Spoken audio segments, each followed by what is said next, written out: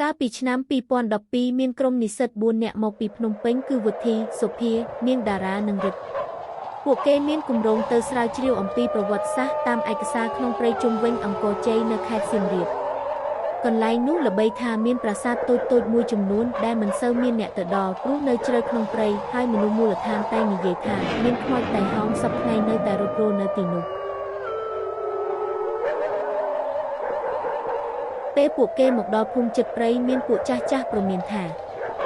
កុំទៅចូលព្រៃពេលរាត្រីយប់នោះគឺជាពេលដែលតៃហោងតែងតែចេញស្រែកហើយអ្នកណាហ៊ានឮសំឡេងនោះនឹងត្រូវគេអូសយកជាបំណែកឈាម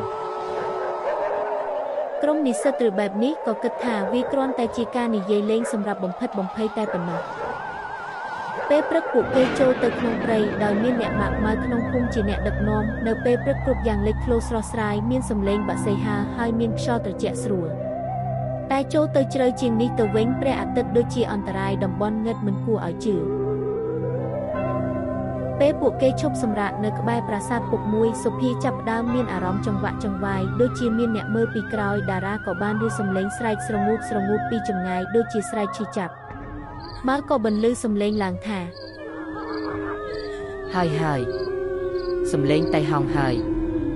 យើងត្រូវចាក់ចេញពីទីនេះមុនថ្ងៃលិច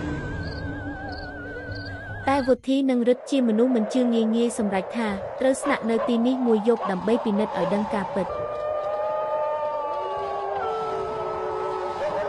ពេលរាត្រីមកដល់ក្រុមនិស្សិតបានបោះតង់នៅជិតប្រាសាទបាក់រួសរាល់អាកាសកាន់តែត្រជាក់មានអាប់ពណ៌សក្រហមលេចឡើងពីក្រោមដីប្រហែលម៉ោង11យប់សុភាដេកមិនលក់ហើយបានឮសំឡេងស្រែកស្លន់ស្លោពីក្នុងព្រៃដូចជាមនុស្សត្រូវសម្លាប់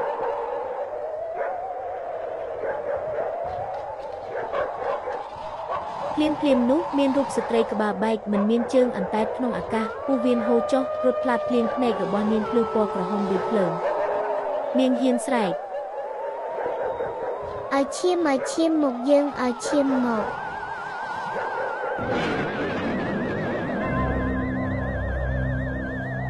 សុភាស្រែកហៅមិត្តភ័ក្តិប៉ុន្តែវុធីសម្រេចយកអំពូលទៅបំភ្លឺស្រាប់តែស្ទើរតែមិនជឿពេលភ្លឺដល់តែហោងក៏អូសខ្លួនវុធីទៅក្នុងអាប់បាត់ទៅតារានិងសុភាប្រញាប់ប្រញ័ររត់តាមផ្លូវចេញពីព្រៃតែរិទ្ធិចង់ជួយមិត្តគាត់វាយតាមតៃហោងដោយកាំបិតគាត់បានប៉ះនឹងរាងកាយតៃហោងតែឈាមខ្មៅបញ្ចេញមកដាក់ពេញដៃភ្លាមតៃហោងក៏ហោះចូលក្នុងព្រៃដោយយកទាំងវុធីទៅជាមួយបាត់ទៅ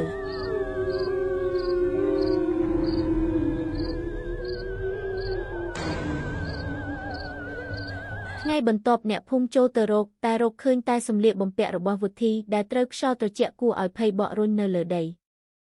ក្រោយពីករណីនោះមកសុភានិងតារាមិនដែលត្រឡប់មកកាន់កន្លែងនោះម្ដងទៀតឡើយរឿងនិទាននេះបានក្លាយជាក្តីព្រមានសម្រាប់អ្នកដែលកំចាត់អំណាចរឿងខ្មោចមនុស្សក្នុងភូមិនិយាយថាតៃហោងនោះជាវិញ្ញាណនារីសម័យបុរាណដែលត្រូវទារុណកម្មនៅក្បែរប្រាសាទអង្គរជ័យក្តីកង្វល់និងឈាមចុងក្រោយបន្តក្លាយជាអំពើឆ្កួតនៅព្រៃនេះ